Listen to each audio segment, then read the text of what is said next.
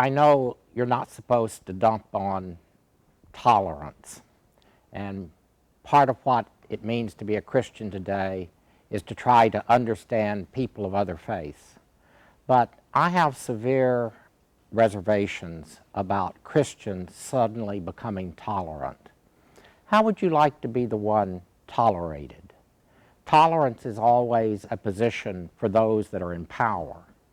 And Christianity is in the process of losing its power.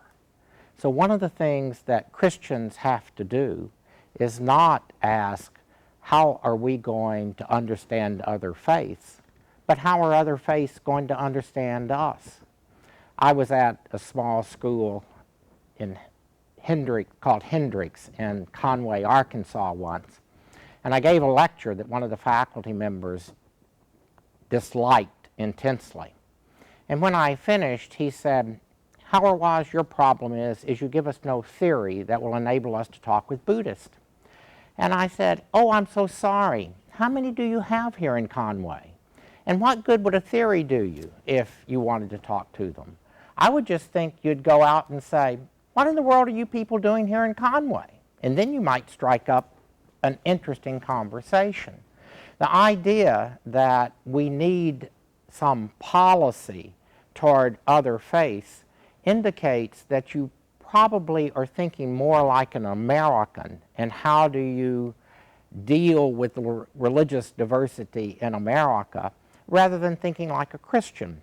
How a Christian thinks isn't about how do we make America work, but how a Christian thinks is how do we witness to people our love of God in a way that they will want, as a matter of fact, to talk to us because we have something interesting to say. This is extremely important because I fear that in the name of religious diversity, Christians increasingly are learning to say things like, well, I believe Jesus is Lord, but that's just my personal opinion.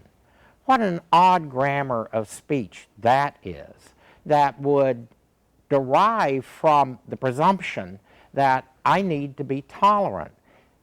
Christians don't need to be tolerant. We need to be humble. And we need to be humble, that is, to have the virtue of humility, because we worship a crucified Savior. How can anyone that worships a crucified Savior have the presumption that when we talk to people who are not of our faith, that somehow we have some presumptive superiority to them?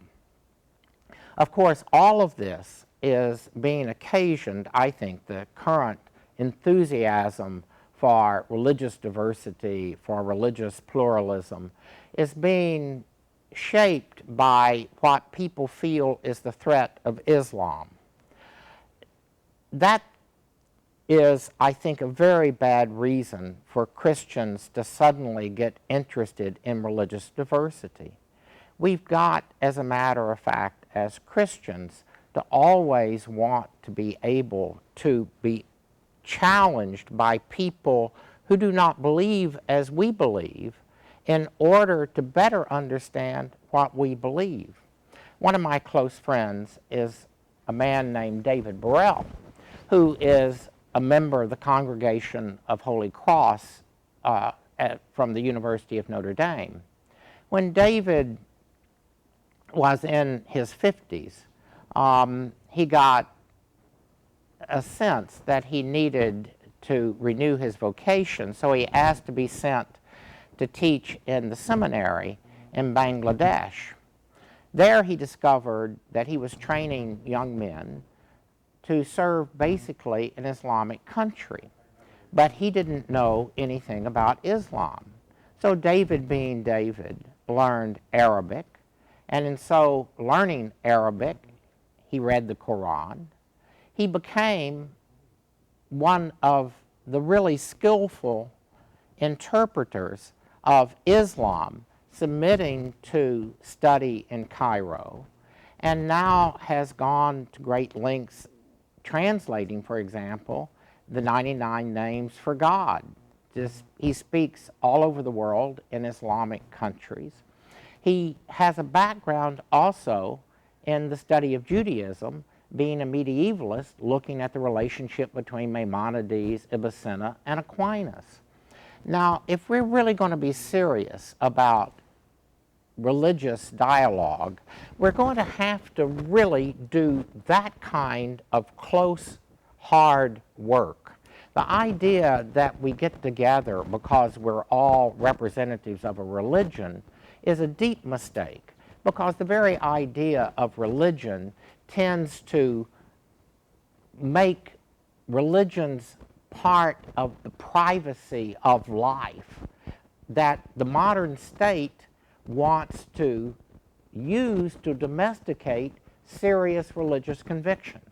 That's the reason why Islam isn't happy about the privatization of Christianity or Judaism in societies like America, because they don't understand that their faith is anything but a strong political expression. It requires a strong political expression. Christians also think that.